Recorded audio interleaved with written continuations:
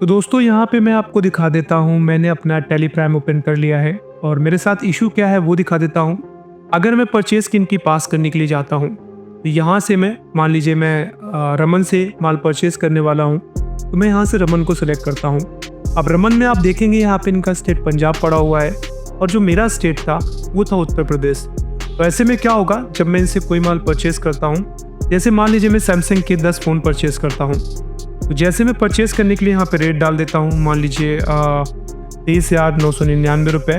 और जैसे मैं एंटर करके आगे बढ़ूँगा, अब फिर एक बार एंटर करूँगा, अब यहाँ पे मुझे जीएसटी डालना है। क्योंकि रमन हमारे स्टेट से बिलोंग नहीं करते तो ऐसे में हमें IGST डालना पड़ेगा।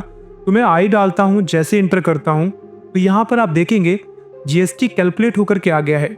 चूँकि सैमसंग गैलेक्सी F64 है और इसका जो टोटल परसेंटेज ऑफ GST रहेगा वो 18% है।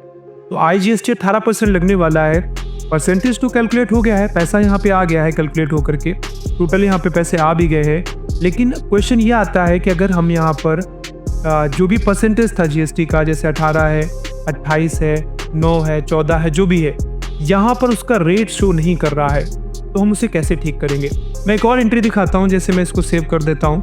अब इसके बाद मैं दोबारा से एक दूसरी एंट्री पास करता हूँ। यहाँ पे दिखाता हूँ, मान लीजिए महेश है जिनसे मैं माल दोबारा से परचेज कर रहा हूँ। अब यहाँ पर महेश का स्टेट आप उत्तर प्रदेश है और हमारा भी उत्तर प्रदेश ही है। तो ऐसे में क्या होगा, जब भी मैं माल परचेज करूँगा तो ऐसे में C और S GST हमें डालना पड़ेगा, ठीक है।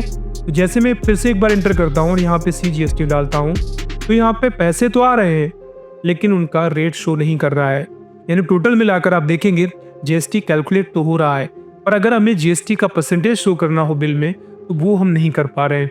अगर मैं इसको प्रिंट मारता भी हूँ Alt and P करके, मैं यहाँ से फिर से एंटर करता हूँ और अगर मैं प्रीव्यू में देखूंगा तो आप एक चीज़ देखेंगे, C GST लगा हुआ है नीचे लेकिन परसेंटेज नहीं दिखा रहा है, पैसे दिखा रहा है।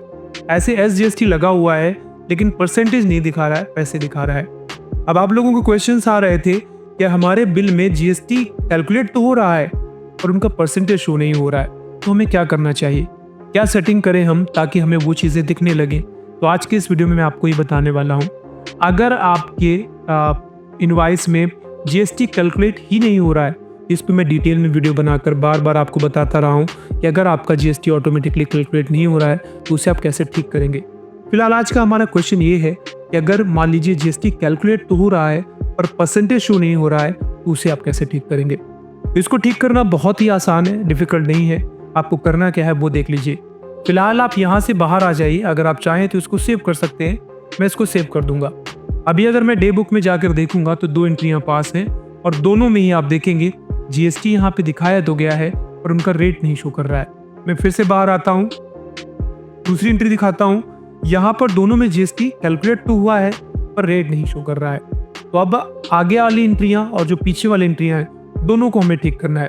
जो एंट्रियाँ मैं बना चुका हूँ मैं चाहता हूँ उनमें भी GST रेट शो करने लगे और जो मैं आगे एंट्रियाँ बनाऊंगा मैं चाहता हूँ कि उन पे भी GST रेट शो हो। तो करना क्या होगा वो देख लीजिए। आपको यहाँ से बैक आना है, बैक आने के बाद आपको ऑल्टर पे जाना है। ऑल्टर पे जाने के बाद आप लेजर्स पे जाइए।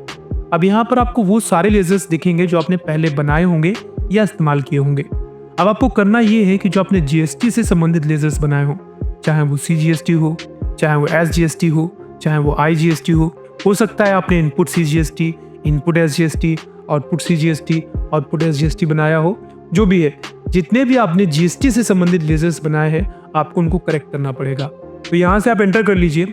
जैसे आप एंटर करेंगे तो इस तरीके का पैनल ओपन हो जाएगा। नीचे एंटर करके आइए। ऊपर आपको कोई छेड़खानी नहीं करनी, बट जहाँ पे परसेंटेज ऑफ कैलकुलेशन लिखा है जो कि 0%, आपको इसको ठीक करना है। फिलहाल जो मैं माल परचेज करने वाला था उसका टोटल GST रेट था 18%, और अगर मैं C की बात करूँ तो C का आधा होता है 18 का, यानी 9। अगर हम I की बात करें तो 18 पूरा लगता है। तो यहाँ से मैं C को 9 कर दूंगा और इंटर करते हुए बाकी मैं सेव करा दूंगा। ऐसे मुझे दूसरे वाले को जो कि S था उसको ठीक करना रहेगा। मैं वापस से यहाँ पे आऊँगा और यहाँ से 9 डालूंगा और कंट्रोल करके इसको सेव करा दूंगा। अब एक बचा है आपका I, उसको भी ठीक कर लीजिए। मैं यहाँ से इंटर करूँगा और I आपका 18 लगेगा टोटल। I 18 है तो हाफ मतलब C GST और हाफ S GST लगता है। तो यहाँ से हम इसको ठीक करेंगे और कंट्रोल करके सेव करा देंगे। That's it. अभी मैं आपको एक एंट्री पास करके दिखाता हूँ, देखते हैं उसमें आपका कैलकुलेट होता है या नहीं, और फिर हम ये देखते हैं कि जो पहले वाले हैं क्या वो ठीक हो गए हैं। तो मैं यहाँ सबसे पहले वाउचर पे आऊँगा और मान लीजिए मैं फिर से एक माल परचेज कर रहा हूँ यहाँ से महज से ही। अब महज हमारे सेम स्टेट के बिलोंग करते हैं, तो मैं यहाँ से जब महज से माल परचेज करूँगा तो सी और एस GST लगेगा। फिर से हम सैमसंग का ये फ़ोन ले रहे हैं 10, और अभी मैं इंटर प्रेस करके आगे जाऊँगा, नीचे सी GST दबाऊँगा तो आप देखेंगे 9% शो कर रहा है। ऐसे में फिर से एस GST दबाऊँगा तो आप देखेंगे यहाँ पे 9% शो कर रहा है। अब अगर मैं इसको प्रिंट करूँ Alt P करके, तो आप क्या देखते हो कि यहाँ जो फाइनल इनवाइस प्रिंट होके आ रहा है उसमें भी आपको 9% यहाँ पे शो कर रहा है। टोटल 18% था, तो 9% आपका बना सी GST 21,599 रुपये, और एस GST बता 9%, वो भी बना 21,599 रुपये।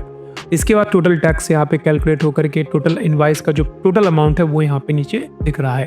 चलिए अब यहाँ से मैं इसको सेव करा देता हूँ, या सेव नहीं भी करा देता हूँ। चलिए इसको हम सेव कर लेते हैं Ctrl A के साथ।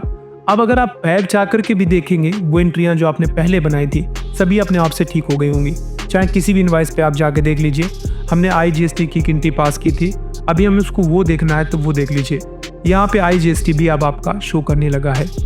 इस तरीके से अगर आप टैली प्राइम यूज़ करते हो और टैली प्राइम में आपके GST रेट नहीं शो कर रहा है, हाँ अमाउंट कैलकुलेट होकर के आ रहा है, तो आप इस तरीके से उसको ठीक करेंगे।